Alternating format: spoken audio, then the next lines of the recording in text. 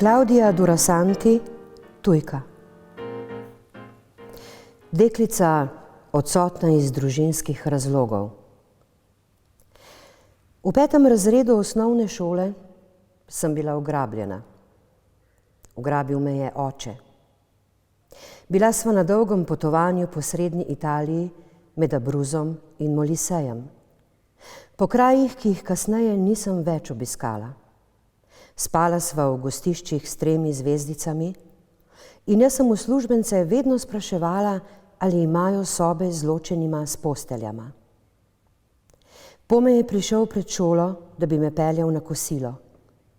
Da nisva več v Bazilikati, sem se zavedla šele, ko sva prišla do rumenkastih ravnic, posejanih s tovarnami. Namen njegove misije je bil izsiliti sestanek z mojo materjo in mene uporabiti za posrednico, saj on ni mogel govoriti. Ustavljala sva se na servisih Avtogrila, da bi poiskala telefonsko govorilnico. Podajal mi je žetone in jaz sem prosila sosedo iz zgornjega nadstropja, svojega stacionarnega telefona namreč nismo imeli, naj gre po mojo mater in mojega brata, da bi se pogajala za mojo odkupnino. Mati o tem ni hotela nič slišati.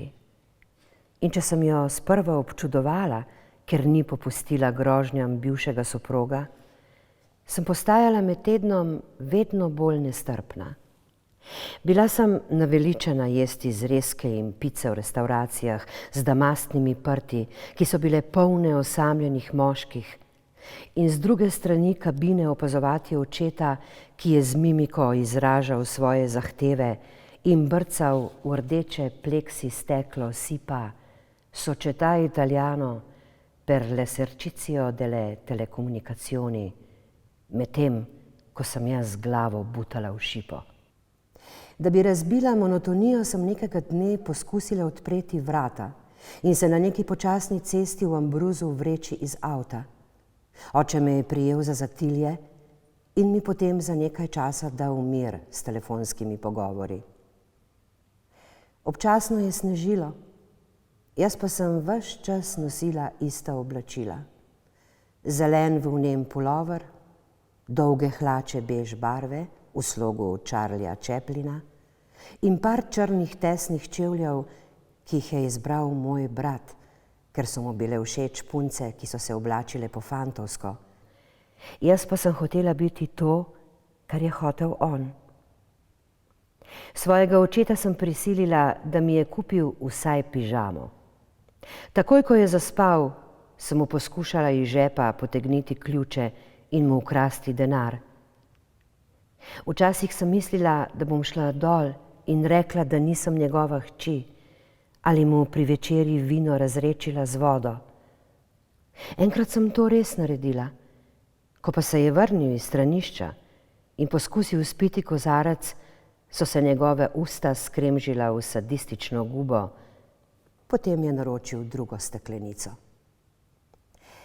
Odpotovala sva sredi noči, obešala sem se na vratno kljuko s puščenim varovalom in upala, da bo prej ali slej konec tega vijugavega gibanja in da se ne bova mrtva skotalila po bregu navzdol med pokvarjene pralne stroje in lisice. Nosila sem kratke lase s frufrujem, ker sem mu bila taka všeč. Bili so podobni lasem Natalie Portman v filmu Leon, še enem od njegovih najljubših. V tistem obdobju je bil prepričan, da je najemniški vojak. Pogosto je odpiral armaturno ploščo in mi kazal svojo zbirko nožev z ročaji iz tikovine ali biserne matice z intarzijami.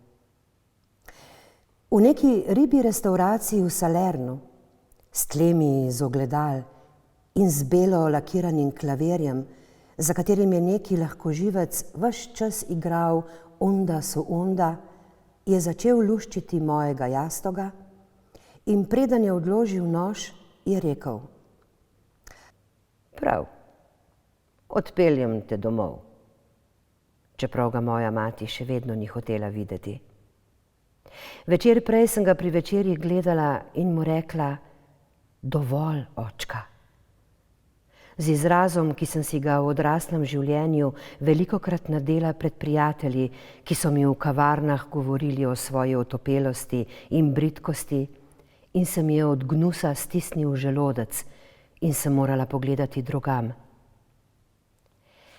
V resnici je bilo nekaj, kar je moja mati hotela v zameno, a to nisem bila jaz.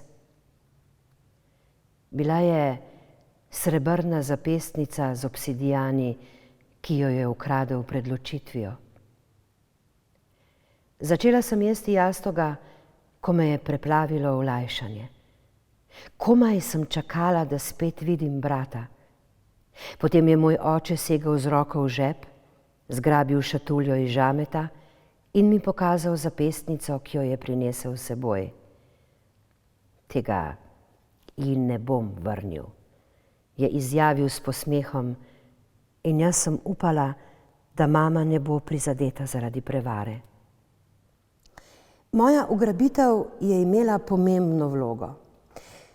Dala mi je vedeti, da sem bolj prebrisana od svojih staršev in da nisem več otrok. Nisem se smela več umivati pri odprtih vratih kopalnice.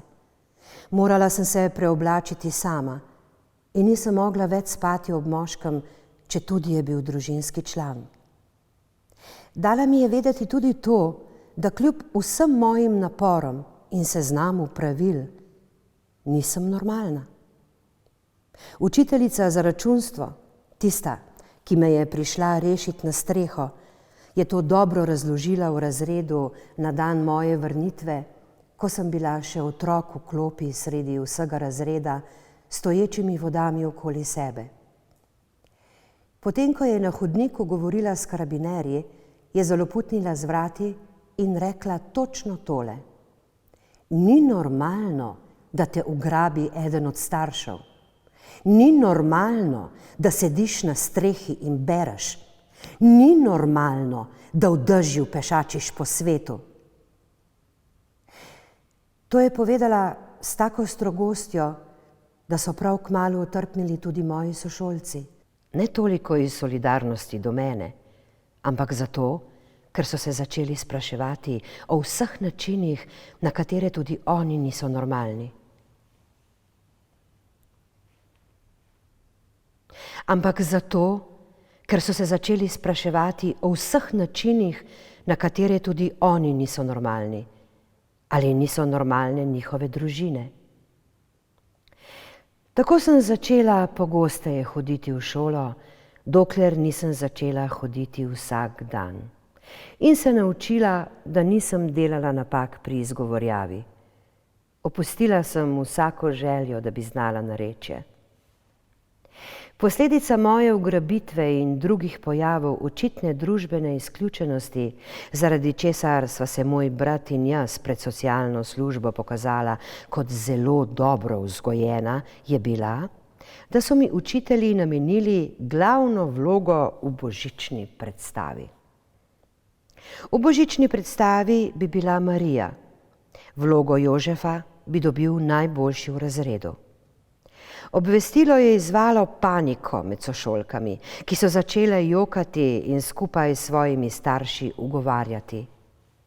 Vsa ta histerija se je končala v trenutku, ko so učiteljice povedale, da bo to posebne vrste rojstvo. Marija in Jožef sta v resnici maroška priseljenca, ki sta v deželo prišla po dolgem potovanju.